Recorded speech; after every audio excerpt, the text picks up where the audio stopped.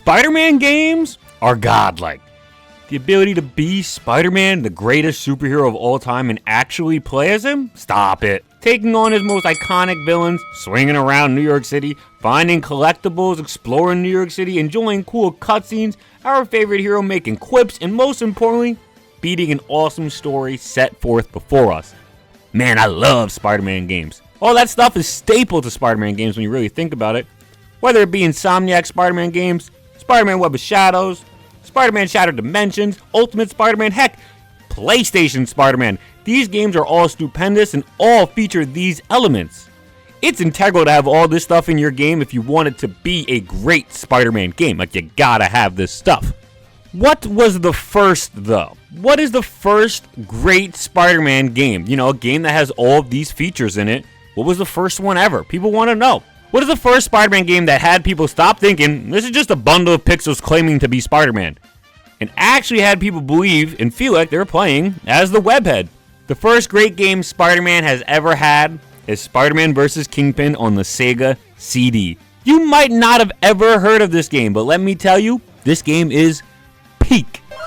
Now, a lot of people back in the 90s had a Sega Genesis, but this version of the game is only on the Sega CD, so it's a little more like of a niche console.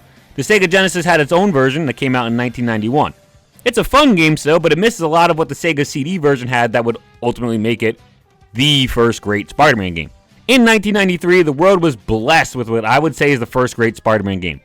The Sega CD version of Spider-Man vs. Kingpin, something so great. Looks like it's time to call on your friendly neighborhood Spider-Man. It's honestly so much better than the original version, in like every way possible. There's just a lot different between these two. Graphically, the CD version is better. It's a less linear game. There's cutscenes in this game's version versus text boxes for the Sega version. You're the best friend this city ever had. I'm just glad you're on our side. I was just doing my job, officer. Happy to be of help. It's really not comparable how much better the Sega CD version is. One big change between the games I want to bring up that's just kind of funny, it really doesn't make any sense. The original version of the game had Kingpin offer a reward for catching Spider-Man, and the reward was $10,000. $10,000. That's it. Y'all know how minuscule that is? Nobody has ever caught Spider-Man in their life. And you're telling me you're only willing to pay up $10,000 for catching Spider-Man? The Sega CD version at least upped the ante to $500,000, you know, at least $500,000. Now that's what I'm talking about. Explode in exactly 24 hours, destroying the entire city. I certainly never did that. I am offering a reward of $500,000 for Spider-Man's capture. This version is better in every single way. The amount of features in this game is absurd. I'd say even for its time, but you'll find a lot of games coming out today that are way more bare bones than Spider-Man vs. Kingpin on the Sega CD. The game has a full-on story mode. Not just like mash buttons to skip dialogue on screen, not just like moving PNGs either. I mean like an actual full-length cutscenes and everything. The story is really different than a large majority of Spider-Man stories we get in Spider-Man video games today.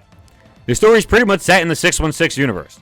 Not that it's like canon to the story where like you can't read the comics without playing this game, but it fits into the universe as if it could be canon. Most video games today aren't set in the universe the characters come from, and are instead a new creative team's take on the characters and how they should be. For example, Insomniac Spider-Man isn't set in 616 Spider-Man lore. This Spider-Man is his literal own thing.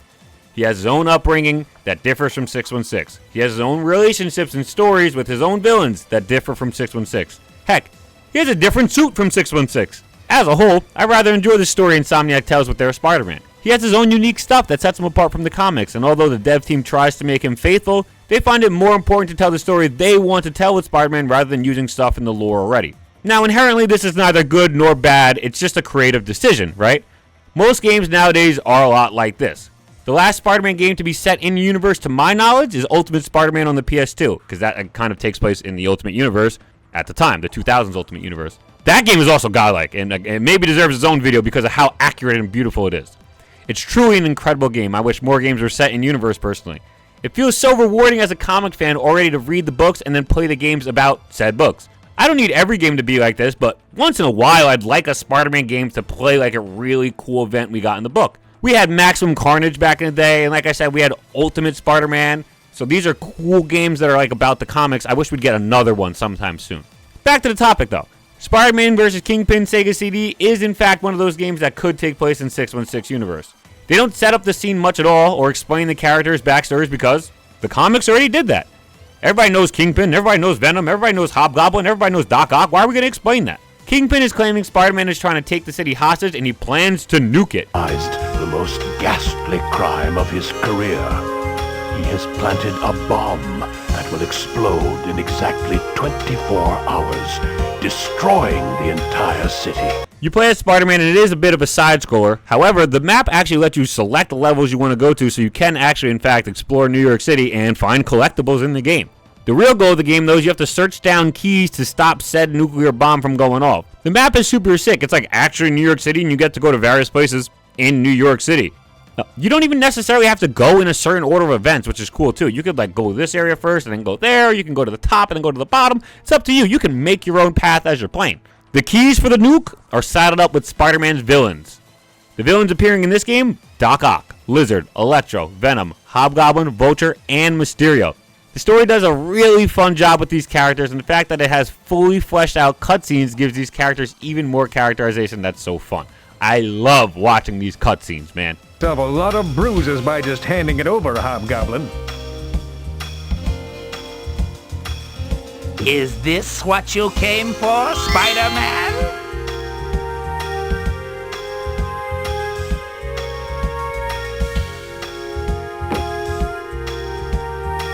You're wasting precious time, fool. If you want the key, you can fight him for it. Well, nobody ever said being a hero would be easy. What's also cool is the game oftentimes even tries to emulate art styles from the comic books. Notably having Spider-Man and Todd McFarlane-esque style, as well as Hobgoblin also drawn in McFarlane-esque style. To keep in line with 616 themes, Venom's also the one who kidnaps Mary Jane in the story. If you didn't know, in the actual comics, Venom and Mary Jane had some beefs back in the day. And this game came out in the 90s. As if this book wasn't already set in 616 enough. Would you look at that? The game also has you manage your web shooters as you have to find web fluid to restock your supply. Which again, helps the game feel like Spider-Man because this man is always running out of web fluid. That's a common thing for the dude. You're going to also find Spider-Man comic books as collectibles in the city as you play the game. You can look at your collectibles too as you've gotten them. I love this feature because it's literally paying homage to the books that inspired us to want to play as the webhead. After grabbing all of the keys, you face off against Kingpin where you get multiple endings in the game. It's possible you can beat the game, but MJ still dies. There is literal multiple endings. This game does not feel like a game from the 90s.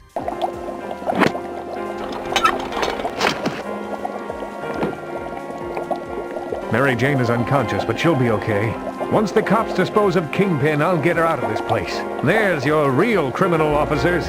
You'll find his bomb in the other room. Mary Jane!